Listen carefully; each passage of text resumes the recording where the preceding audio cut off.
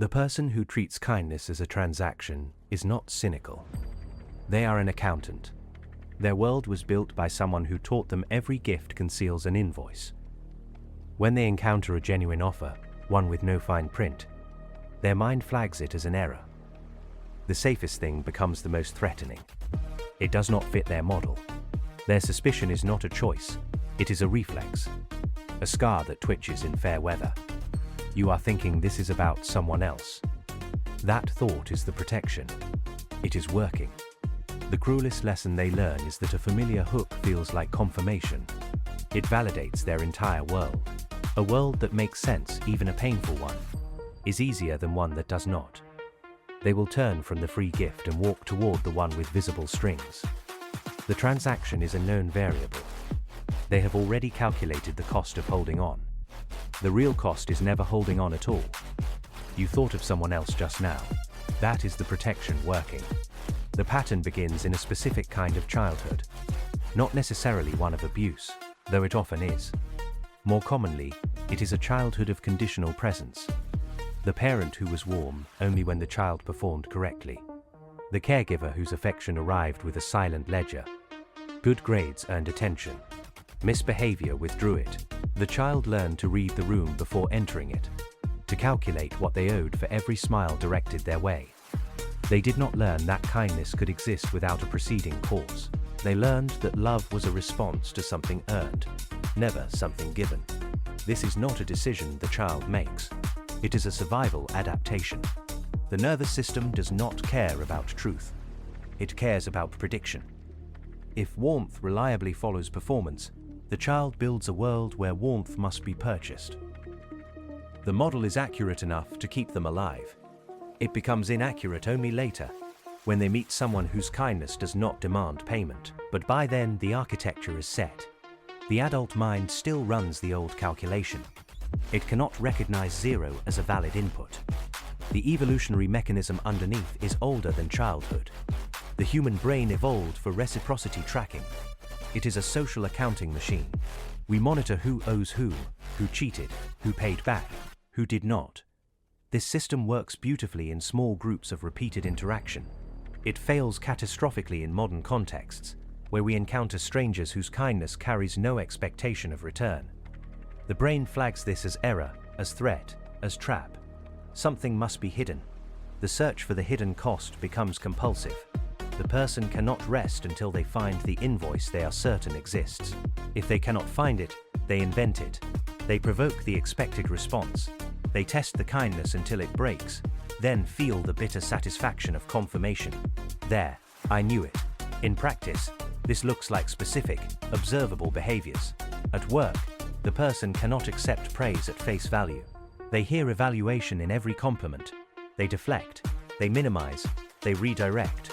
They spend the evening rehearsing what they should have said, constructing a response that would have been appropriately grateful without being vulnerable.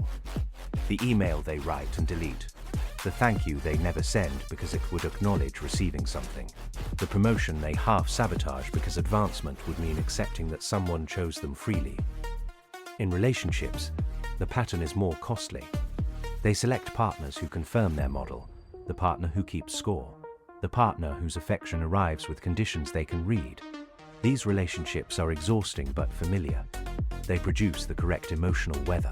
When someone genuinely kind appears, they experience a specific sequence. First confusion, then suspicion, then a slow withdrawal. They invent flaws in the kind person. They magnify small inconsistencies into character evidence. They need the kind person to fail so the world can make sense again. If the kind person persists, they become cruel. Cruelty is the final test. The kind person must either abandon them, confirming the ledger, or transform into someone who demands payment. Either outcome restores the model. Neither outcome permits intimacy. The high achievers' version of this pattern is particularly deceptive. They have built success on the very accounting system that wounds them. They are reliable, productive, valued. Their trauma response is indistinguishable from virtue. They give generously, but always with an invisible expectation. They are exhausted by relationships because they are constantly running the numbers. They cannot receive help without immediately calculating how to repay it. Their independence is not strength. It is the refusal to owe anyone anything. They have read about attachment theory. They use the vocabulary to describe their pattern without altering it. They say they are working on receiving. They say they are learning to be vulnerable. They have been learning for 15 years. The intelligence serves the stillness. The person who has been to therapy carries a different mask. They can name the pattern. They can describe its origin. They can trace it to the specific room, the specific voice, the specific year. This knowledge becomes a new form of protection. They believe that awareness equals change. They do not notice that the naming has replaced the doing. They are a person who understands their attachment wounds the way a collector understands stamps. The knowledge is curated, displayed, discussed. The wounds remain active. They date the same person repeatedly with different faces. They have excellent language for why this keeps happening. The language is part of the pattern now. From outside the mechanism, what is most striking is not how often it fails people. It is how reliably it protects them from finding out. I do not have this pattern. I have only watched it. What I find remarkable is how little knowing that changes anything for the person who does. The cost accumulates in specific ways. The identity cost is the deepest. The person believes themselves to be independent, discerning, self-sufficient. They are not wrong. They are also lonely, exhausted, and unknown. No one has seen them without the performance. They do not know if anyone could. They have become so skilled at the transaction that they no longer know what they actually want, what they actually feel, who they actually are when no one is keeping score. The self-concept and the lived experience diverge so completely that the person must choose between acknowledging the gap or maintaining the story. They almost always maintain the story. The gap becomes a kind of haunting. The relationship cost is slower, more brutal.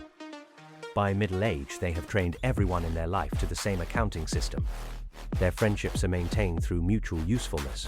Their romantic partnerships are negotiations. Their children, if they have them, learn the same ledger. The family system replicates itself with mechanical precision. The person looks around at a life full of people and feels a specific emptiness they cannot name. They have earned everything. They have been given nothing. They do not understand that these are the same thing viewed from different sides. The late recognition, when it comes, arrives in a specific form, often after a loss.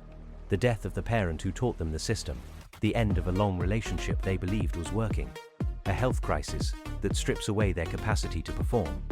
They find themselves with no one, not because no one was there, but because they never learned how to be present without earning their place. They see briefly what the pattern cost them, the genuine friend they pushed away, the partner who offered love without condition. The years of exhausting vigilance, the recognition does not last. The system reasserts itself. Even in grief, they find ways to make it their fault, their failure, their earned outcome. The model is more powerful than any single insight. The rare exception, the person who changes, does something specific, not dramatic. They stop testing. They tolerate the discomfort of receiving without immediate repayment. They let someone be kind to them while feeling the wrongness of it. They do not resolve the feeling.